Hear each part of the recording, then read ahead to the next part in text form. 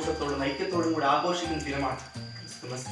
ദൈവപുത്രനായ യേശുവിന്റെ ജനനത്തോടെ മനുഷ്യർക്ക് ലഭിച്ച പ്രകാശവും സമാധാനവും ഓർക്കുന്ന നിമിഷങ്ങളാണ് ക്രിസ്മസ് ദിനങ്ങൾ.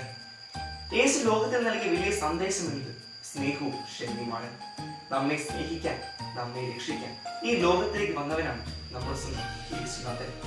നമ്മൾ ഓരോരുത്തരും മറ്റുള്ളവർക്ക് പ്രകാശമാകാൻ ശ്രദ്ധിക്കണമെന്നാണ് ക്രിസ്മസ് നമുക്ക് നൽകുന്ന യഥാർത്ഥ സന്ദേശം.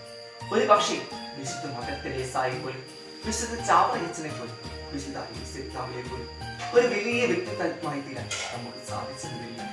എന്നാൽ വീട്ടിലുള്ള പ്രായമായവരെ സ്നേഹിച്ചും ബഹുമാനിച്ചും അവരോടൊപ്പം സമയം ചെലവഴിച്ച് ചെറിയ ചെറിയ പരോപകാര പ്രവർത്തികൾ ചെയ്തുകൊണ്ട് യേശുവിൽ പ്രതീക്ഷിത പ്രവർത്തനത്തിൽ നമുക്ക് പങ്കുകാരാണ്. അണ്ണാരക്കണ്ണനും തന്നാനായി എന്നാണല്ലോ ചൊല്ലുക. അതിനാൽ ഈ ക്രിസ്മസ് നമ്മെ എല്ലാവരെയും സ്നേഹമുള്ളവരാക്കി മാറ്റട്ടെ എന്ന് നമുക്ക് എല്ലാവർക്കും ചിന്തിക്കാം.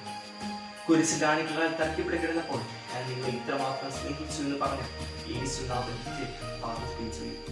സങ്കടങ്ങളാലും വേദനകളാലും തീരാ ദുഃഖങ്ങളാലും കഴിയുന്നവർക്ക് ആശ്വാസമായി തീരാനുള്ള മനസ്സ് നമുക്കെല്ലാവർക്കും ലഭിക്കട്ടെ.